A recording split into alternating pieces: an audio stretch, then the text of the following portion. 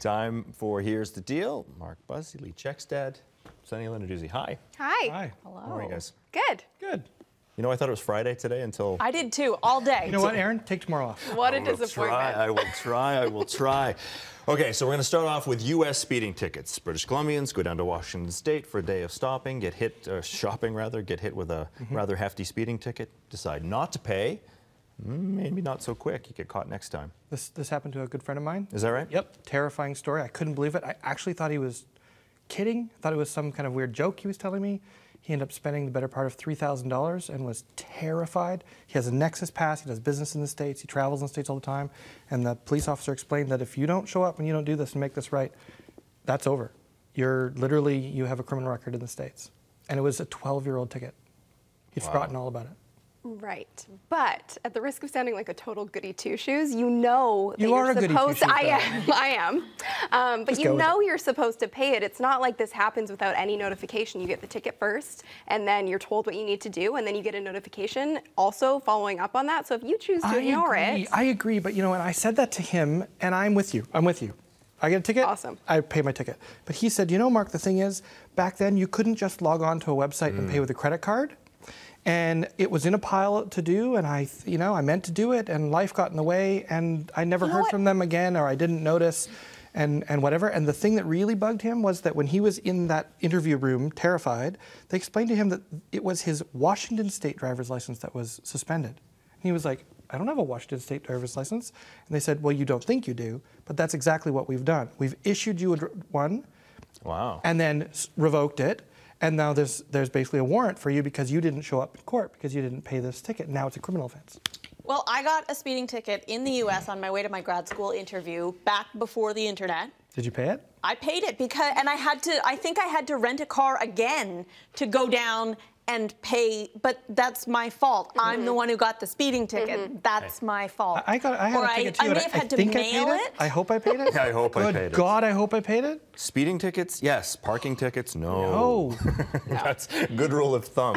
Anyway, and remember, the police officers in the U.S., I don't want to say police officers in Canada aren't serious, but they're certainly a lot more serious down This is there. an example of a number of things that I've heard in the States that are basically, in my opinion, money grabs. These are various ways for states and the feds to generate income, whether it's... And you hear of British Columbia plates getting targeted on the way down. And we are driving on their roads, and they have to maintain those roads. That's all they're paying for at the end of the day. All right, let's get to my favorite story of the day. Starbucks in the U.S., some stores going to start selling booze, beer and wine. Awesome. Yes, Is there anything else to say about that? Complaining. Okay. Complain. I'm a branding guy. This is what I do for my day job. This is not their focus. This is not what people think of when they think of the third place. This is not why you go to Starbucks. This could destroy Starbucks. But it this could be a fabulous thing. No, it hasn't yet. The new Coke for Starbucks kind of thing? Kind of. Yeah. This could be jumping the shark. But they said they've tested it in a number of markets, and it's been successful. Why not give it a go? Absolutely. I would love to. A glass of wine. It's a lovely, and what they've done is they've kind of separated it a little bit. It is, in a way, kind of more of the third space. They've made it more like a living room. And you don't just sit around at night drinking coffee in the living room, do you? Nope. I just hope they do Baileys and coffee. From a branding perspective, I understand that, but from a business perspective, I know some of the complaints were that, oh, what about the students or people who are freelancers who go in there and work and they're going to be distracted by drunk people? First of all, Starbucks isn't going to be the Roxy, and second of all, it's a business, so they need to keep it moving, and this is going to increase sales at the end of the day. So good for them. Business to make money, and they're looking for a new way to do it, and I would probably more power to them. I'm not. Yeah, just go have a glass of something. Good luck. Yes, whatever. I'm not gonna go. I hate Starbucks. Burnt crap. Anyway. Wow. But I will drink their wine. But I might drink their wine if they're serving like Napa Valley cabs. Down with that. I'm in. Absolutely. Done. Okay. I'm back. The next story on tap, TransLink. The yellow tape, have you seen this? Sure. They wanted people to line up appropriately, so they put yellow tape on the ground, a la Les Nessman. You know? This is the cheapest, best solution I've ever seen. That's the edge of my... I didn't hear you knock. That's right. Oh, that's fantastic. People love yellow tape. Yeah. And it works. And this isn't the Compass card system that's millions of dollars. This is some lines on the road. It's working brilliantly. Do it everywhere. Please. Yes, I think it's a great solution. How Canadian are we? I know. We will line up the rules. anything. Yeah. Those lines there at that particular space, it's unbelievable. It really seems like a design flaw, just in general. Like move it or rethink it or something, because I'll drive by there in the mornings and be like, what the hell? It'll take an hour to get on a bus. Yeah. So, I mean, it's just another example of how kind of messed up our transit system is. Weren't we just talking about transit? But this seems like an inexpensive... No wonder people want to beat up the bus driver. They stood... Oh, I shouldn't say that. Oh. Too soon? Angry? Too soon? Too soon here. Angry.